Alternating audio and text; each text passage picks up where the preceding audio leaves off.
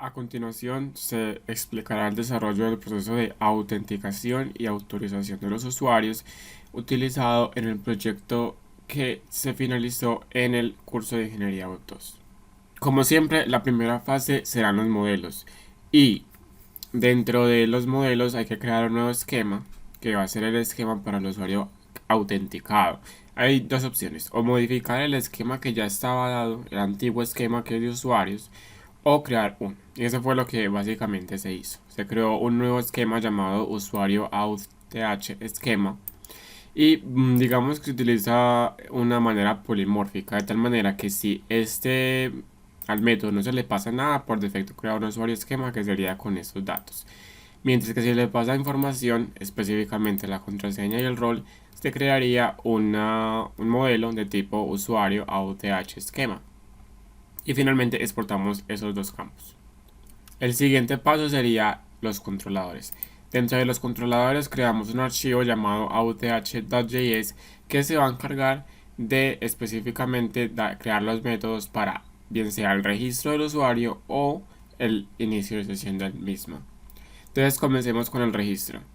El registro básicamente va a ser una operación de tipo POST. Ahorita lo veremos en la parte de rutas, pero lo que aquí funcionalmente se hace es que el usuario nos manda por el body la información con la que se va a registrar: nombre, apellido, y entre ellas dos importantísimas, que sería el email y el password, y eso lo adquirimos mediante un destructuring. Lo siguiente es verificar que ese usuario no se encuentra en la base de datos. ¿Y cómo lo hacemos? Por el email. Si el email ya está registrado, es porque el usuario ya existe. Si no, entonces se puede crear ese usuario. Después creamos una nueva instancia de ese esquema de usuario OTH y con la información que viene en el body. Creamos un salt. Este salt es un código aleatorio que nos sirve para crear una contraseña encriptada, porque en la base de datos no se puede guardar una contraseña sin encriptar. Eso sería peligrosísimo. Luego, en esta sección de acá, encriptamos la contraseña, le pasamos el password y ese salt que creamos acá anteriormente. ¿Con qué? Con la librería bcrypt.js. Finalmente, una vez tengamos el password encriptado, le vamos a setear el password dentro del usuario auth que habíamos creado. Le vamos a cambiar por el password encriptado y así se va a guardar un código por allá súper raro, pero la idea es que nadie pueda ver ese password. Finalmente, con el método save nos guardamos ese nuevo usuario creado dentro de la base de datos, y si todo salió bien, pues lo imprimimos en la consola. Si no, mostramos un error.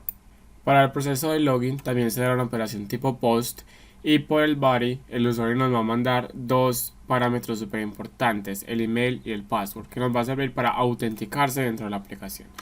Entonces, otra vez un destructuring, y ahora nos interesa es que el usuario sí exista en la base de datos. Entonces buscamos ese usuario por su email, y si lo encontramos, pues bien. Si no, entonces no existe el usuario. También verificamos que el estado de ese usuario sea true, o sea activo, porque si no, no tienen por qué tener acceso al sistema.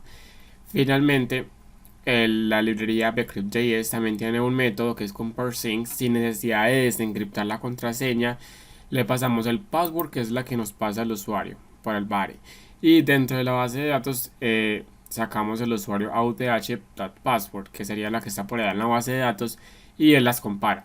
Por dentro él se encarga de compararlas y verificar de que sean equivalentes. Esto es un boolean. Si esto nos devuelve falso, es porque las contraseñas no coinciden, entonces mostramos un error. Si no, seguimos por acá. Este payload es un componente súper importante para el proceso de la creación de un token. Del token tiene varias partes. Dentro del payload se agrega información que puede ser visible fácilmente a cualquier persona. Entonces lo ideal es que en el payload uno ponga información normal que no sea sensible, como datos bancarios o contraseñas. No podrían ir aquí en el payload, porque entonces robarían la cuenta o pasaría pues algo grave. Aquí por ejemplo tenemos el usuario, dentro del usuario el email, el nombre y el rol. Y finalmente ese payload lo utilizamos para crear ese token con la librería JSON Web Token y el método sign. Creamos el payload y le pasamos un process.env.secretKey, que ese secret key nos va a servir para validar efectivamente que el token sea válido dentro de la aplicación. ¿Y dónde lo creamos? Pues lo creamos dentro del archivo .env. Por acá tenemos un secret key que ya fue pues seleccionado personalmente, la contraseña que ustedes quieran ponerle. Y con este secret key es que se va a validar que ese token sea un token válido, verídico. Aquí se le ponen otros datos, por ejemplo el tiempo de expiración. En este caso, este token va a expirar dentro de una hora. Si todo sale bien, devolvemos ese usuario que se autenticó y el token. Importantísimo porque este token nos va a servir para poder acceder al sistema. Si no, pues mostramos un error. Y finalmente exportamos esos dos métodos para ser utilizados en las rutas. Bien, ahora en las rutas también tenemos igualmente un archivo llamado auth.js. Y acá en las rutas, como había dicho anteriormente, utilizamos un método post para el registro y un método post para el login. Y ese será el endpoint por el cual se va a acceder a esa ruta. Y el método pues que viene dado desde el controlador. Exportamos esa ruta para irnos finalmente a la aplicación. Ahora, dentro del app.js lo que sigue es activar ese endpoint que va a ser básicamente en la ruta /routes/ auth, que es donde creamos los endpoints. Y por acá también tenemos el uso de ese auth que creamos aquí anteriormente. Por el link /API/auth más el endpoint que viene estando dentro de esta variable acá de auth. Ahora hay que tener en cuenta unas cosas. Para poder saber que el usuario esté ingresando correctamente, o sea, que sea un usuario que de verdad pertenece al sistema, hay que hacer ciertos tipos de validaciones. En la parte de rutas fue necesario agregar en cada una de las rutas, estado, inventario, marcas, tipos de equipos de usuario, fue necesario agregar unos middlewares que se van a encargar de validar el proceso intermediario antes de ejecutar como tal el método dado del controlador. Por ejemplo, acá en una operación tipo, vamos a marca, por ejemplo, una operación tipo post, ese es el endpoint, ¿cierto? Y va a validar primero el JWT, que ya vamos a verlo, luego va a validar que sea administrador y luego va a validar o va a ejecutar en este caso el método create marca. Siempre lo va a hacer en este orden. Entonces es muy importante que primero valide el token, que es importantísimo para asegurarse de que sea un usuario del sistema. Y resulta que el admin va a tener acceso a todo, exactamente a todo. Y finalmente el método createMarca. El único que va a ser diferente acá en este caso va a ser el modelo de inventario, porque el docente puede tener acceso a ver los inventarios, únicamente a ver los inventarios. Entonces aquí en el proceso de get, tanto para obtener todos los inventarios como para obtener un específico, solamente es necesario validar el token para pues, verificar que sí sea un usuario que pertenezca al sistema, pero no es necesario verificar que sea admin, porque sea admin o sea docente, pues cualquiera de los dos puede acceder a esta información del inventario. Ahora sí veamos quiénes son validar JWT y quiénes son admin. Esos métodos vienen de una carpeta llamada middleware y aquí tenemos validar JWT. Resulta que dentro por allá cuando hagamos la ejecución, hay una etiqueta llamada header en donde vamos a pasar el token y de esta manera en esta sentencia acá él va a acceder a esa etiqueta y va a obtener ese token que le vamos a pasar. Y lo que va a hacer a continuación es verificar de que ese token sí sea un token válido. Si no recibió un token en este caso es porque no hay token. Y acá va a verificar de que el token como tal sea válido. ¿Cómo?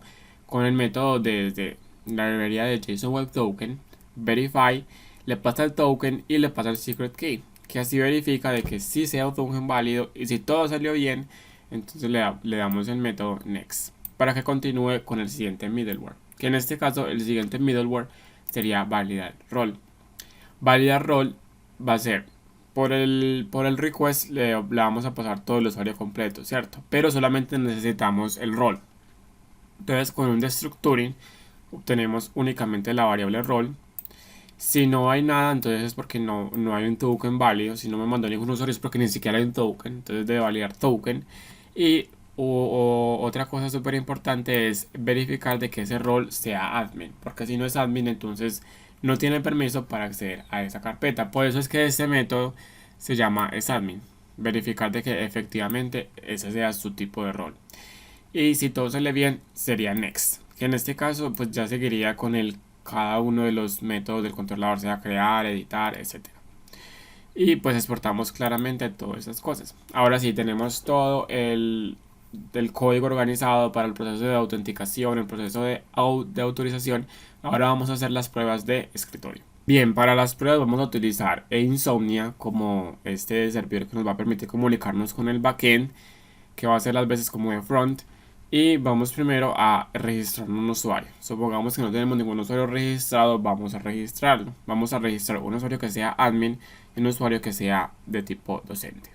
Iniciaremos primero con un usuario de tipo docente. Vamos a verificar de que lo agregue correctamente. Y listo. Aquí tenemos el usuario tipo docente. Como pueden ver, ese password, aunque sea 123, por allá internamente me guarda un código súper raro porque va a estar encriptado. Si por ejemplo le pasamos un rol que no pertenezca, nos va a mostrar un error. Bueno, en este caso se fue primero verificando el correo porque el usuario ya existe. Pero dado el caso, ahorita podemos hacerlo con el admin. Mostraría que hay un error con el admin. Entonces vamos ahora sí a acceder a esta información. Si por ejemplo vamos a acceder a marcas, y sería el mismo procedimiento para la mayoría, para marcas, para usuarios, para estado de equipo y para tipo de equipo. Si vamos a acceder, tenemos que pasar por el header un token, pero antes de pasar por ese token tenemos que iniciar sesión. Entonces vamos a iniciar sesión con el usuario que acabamos de crear. Para iniciar sesión tenemos que pasar el correo y la contraseña. Iniciamos sesión y nos devuelve un token para poder acceder a la base, al sistema. Entonces vamos a tener ese token. Ahora sí volvemos a marca y por la etiqueta headers le mandamos el access token. Este nombre tiene que ser idéntico a como lo tenemos en el código. En este caso pues estoy verificando de que sea así y le paso ese token que anteriormente había guardado en el bloc de notas. Vamos a ver qué pasa cuando hago la petición. Nos dice acceso denegado. ¿Por qué? Porque este usuario es de tipo docente, no tienen por qué tener acceso a marcas. Va a pasar lo mismo para la mayoría de los modelos, excepto para inventario. En el caso de Get Inventarios, sí debería tener permiso para acceder porque es un docente. Entonces vamos a mirar aquí en el headers, lo mismo, Access Token. Y aquí vemos que nos permite acceder a el modelo de inventarios. Efectivamente, todo perfecto. ¿Por qué? Porque es un docente y puede acceder a ellos. Tanto inventarios como inventario por ID. Finalmente, ahora vamos a hacer el logueo con un admin. Vamos a mirar acá qué pasaría si le paso un rol que no se encuentre dado allá especificado en el backend. Miremos qué sucede. Nos dice que hay un error de tipo enum porque solamente acepta admin o C. Entonces ahí ya está también controlado ese tipo de error. Así vamos a crear el usuario correctamente. Listo, ahí lo tenemos creado y vamos a hacer el logueo. Correo y contraseña e iniciamos sesión. Nos devuelve el token. Copiamos este token que va a ser el token para acceder el admin.